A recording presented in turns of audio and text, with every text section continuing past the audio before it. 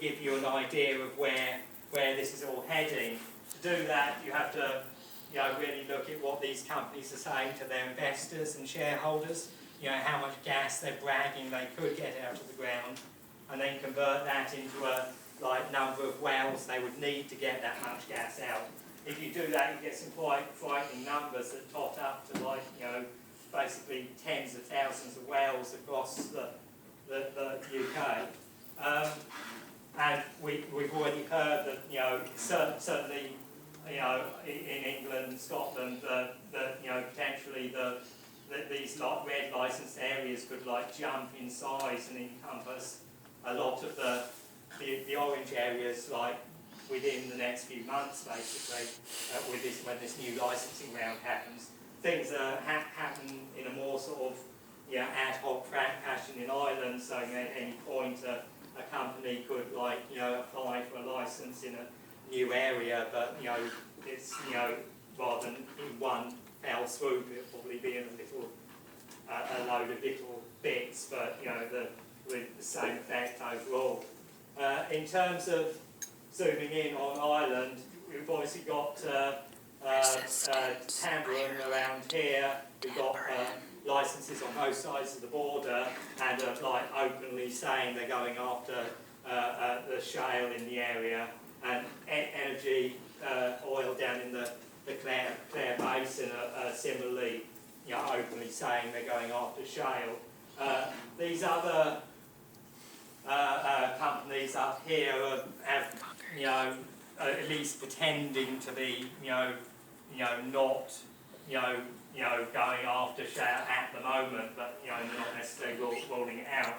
But say this well here by this company Rathlin want to drill, while it's targeted at a conventional, potentially conventional reservoir, it's drilling a lot deeper than it needs to actually get to that conventional reservoir, and it's going down and core sampling the shale underneath as well. So it's something we're seeing around the UK generally, is even the supposedly conventional companies are when they drill a well throwing in, we'll drill it 1,000 feet deeper than we need to, so we can get a core sample of the shale just to see what's down there, and that doesn't mean anything. It doesn't, that's their sort of line, but there's definitely this slow creep of all these companies drifting towards these more unconventional resources. In terms of looking at what the companies are saying to their investors, obviously these companies aren't saying anything about what they think they could extract from shale, but for Tamburine and for energy, they've come up with some vague estimates, and you can turn those estimates into a number of wells they need for that to get that much gas out of that particular licence. As you can see, it's not quite up at the size of tens of thousands in across the Irish Sea, but it's still significant, numbers of wells in quite small areas. So you're looking at, potentially Fermanagh and Leitrim being coated in thousands of wells if this went, into full production.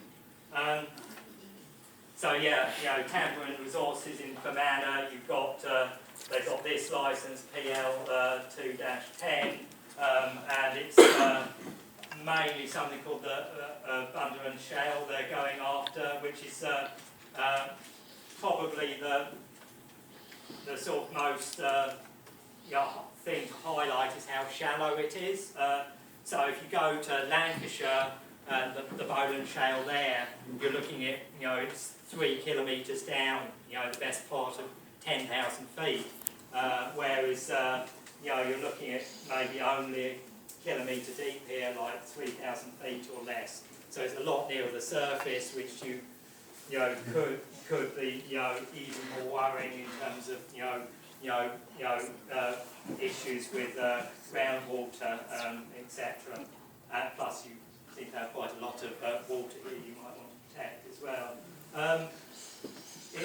In terms of what you can actually do, and what these companies are trying to do, obviously, so this is Barnett Shale in Texas, like we were talking about it before, where there's, in this much bigger area, there's maybe 15,000 wells drilled. But if you zoom in on this little bit of it, just to give you an idea, what these companies need to do in order to extract this is to have access to quite large areas. So each one of these dots is a well pad, and there's like pad over huge areas. So they need access to lots and lots of land, and this isn't going to be all clustered in one place. That's not how shale gas works. Your conventional oil and gas is in fields that are quite compact in size. Shale gas is about spreading, going after very large areas of rock. So in terms of what you can do about this, obviously, if some people in a particular area get organised and try and make a big fuss and resist this, then you can make a particular area less attractive to these companies. But that's obviously one little area being less attractive isn't necessarily going to stop them. But if you can spread this, you can get lots of the community next door seeing that one community is getting organised, and they start to get organised as well and start spreading this, then you can start making your whole region less attractive to these companies if they think they're going to have a big fight on their hands, to get these wells in.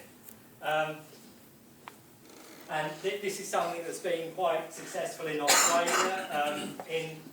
As we've heard, thousands of wells have got drilled across Queensland in Australia, but in New South Wales to the south of there, when they saw this industry spreading south towards them, they've got really organised to fight it, and so far they've been having a lot of success doing it. They've already kicked several companies out of New South Wales, some of the smaller companies, including one, Dart Energy, which has basically relocated all of its efforts to try to drill in the UK. And more recently, they've been taking on the likes of big boys. You heard about maybe Santos in the film. Another of the bigger fracking companies in Australia is called Metgasco.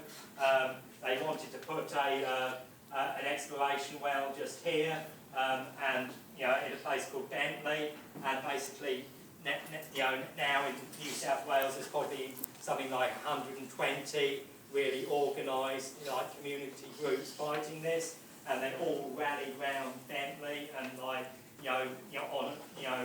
getting thousands of people in there to fight this, and they've been at least temporarily really successful. The New South Wales government has temporarily suspended Metgasco's licence and holding some investigations and stuff. So they've at least slowed this down, if not stopped it. In the UK, things are happening, and in Ireland as well. Maybe a year ago or so, there weren't that many groups fighting this. This is a map from our website, and we had maybe like 20 groups total a year ago on that map. Now it's more pushing towards 150 groups and growing really fast. So we're definitely making progress in fighting this. And all these community groups are banding together and supporting each other. So this is just one example of the FRACK3D coalition in Cheshire, and there